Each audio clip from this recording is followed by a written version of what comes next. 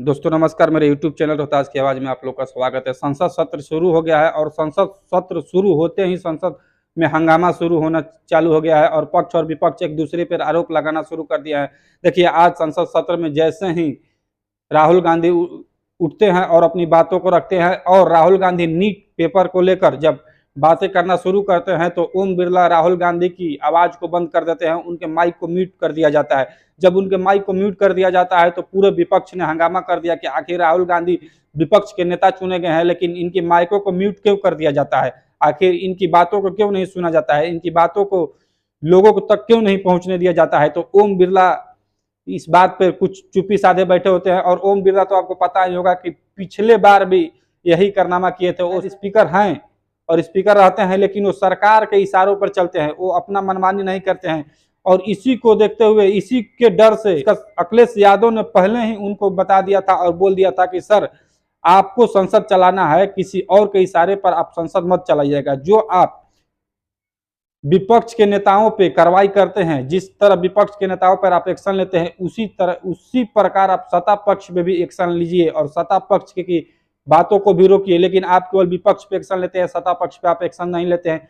ओम बिरला को एकदम कटघरे में खड़ा करके अखिलेश यादव ने भरी सभा में, भरे संसद में ऐसी ऐसी बातें बोली। ओम बिरला मुस्कुराते रह गए, लेकिन कुछ भी रिप्लाई नहीं आया। लेकिन ओम बिरला इतनी बातों से वो संभले नहीं और जैसे ही संसद सत्र शुरू हुआ और राहुल गांधी बोलना शुरू किए, फिर उनका माइक म्यूट कर दिया जाता है। सारे विपक्ष, जितने भी विपक्ष थे, वहां पर हंगामा करते हैं, लेकिन ओम बिरला संसद सत्र को स्थगित कर देते हैं और ओम बिरला अपनी मनमानी करना शुरू कर देते हैं। आखिर ओम बिरला का जो पिछला सत्र था, पिछले 2019 में जो वो स्पीकर पद बने थे, उसी को उन्होंने फिर से रेगुलर करना चालू कर दिया है। और जैसे वो मनमानी करते थे, विपक्ष की आवाज दबाने की कोशिश कर रहे थे, उसी प्रकार फिर से वो विपक्ष की आवाज दबा रहे हैं और सत्ता पक्ष की बातों को एकदम खुल के रखने का मौका दे रहे हैं। और पप्पू यादव ने भी संसद में इस बात पर सवाल उठाया था और उनका भी कहना था कि अगर आप हमको लोग चुन के भेजे हैं तो हमारी आवाज को यहाँ पर रखने दीजिए, हमारी बातों को यहाँ पर रखने दीजिए।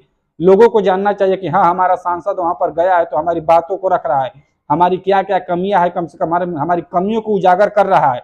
इस बात को लेकर पप्पू यादव को भी डर था कि कहीं ना कहीं ओम बिरला जी का जो रेपुटेशन है वो पिछले बार से ही खराब है और ओम बिरला विपक्ष की आवाज दबाने में माहिर माने जाते हैं। और इसी को देखते हुए सभी जितने भी विपक्ष की पार्टियां थी, सभी नेताओं ने अपने अपने तरफ से विरोध जताया था और उनको पहले ही हिदायत दिया था कि इस बार कम से कम सांसद को सही ढंग से चलाया जाए और कहीं ना कहीं कुछ तो ईमानदारी जो है उसको आप दिखाइए, आप प्रधानमंत्री के इशारों पर मत चलिए। लेकिन ओम बिरला कहीं भी रुकने वाले नहीं है।